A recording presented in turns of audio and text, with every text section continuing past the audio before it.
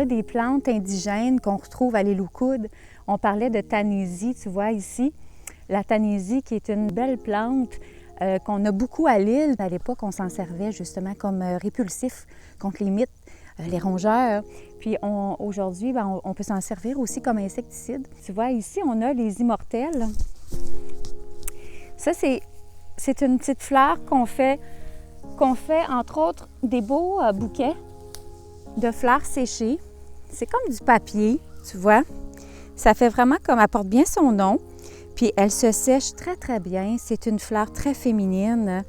Et puis, on en fait des mini bouquets de fleurs séchées. Donc ça, c'est l'immortelle. Ici, on a la mauve, la petite mauve musquée. Ça, c'est une fleur que j'adore. C'est la fleur pour la peau. C'est la fleur aussi pour tout ce qui est les muqueuses en infusion. C'est pas moi qui le prétends, mais quand on lit en phytothérapie, on voit que la mauve, c'est très intéressant pour tout ce qui est brûlement d'estomac, des petites irritations au niveau de la vessie, des intestins. Encore là, comme je dis, c'est pas moi qui dis ça, mais c'est les livres. Et moi, je l'aime beaucoup, beaucoup, beaucoup, la mauve, pour la boire, mais aussi pour la mettre dans nos produits de soins pour la peau. Je parlais du mélilo. Le mélilo blanc, on l'appelle la vanille du Québec.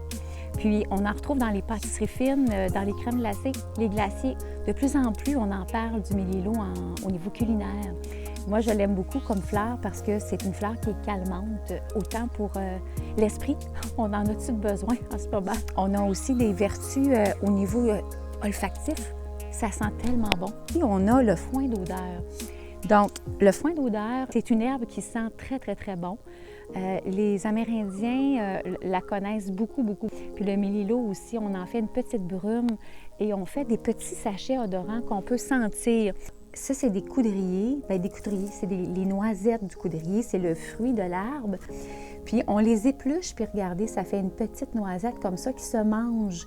Elle est comestible et nous, on l'utilise beaucoup pour sa richesse en huile de noisette pour les savons. On fait un savon au coudrier. Encore là, cueillette auto-responsable. Si vous croisez des arbres avec des noisettes, allez voir le propriétaire pour voir si vous pouvez les cueillir.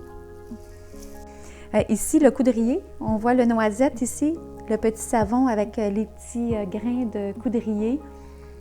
Il sent la noisette. Moi, je le mangerais, mais il ne faut pas.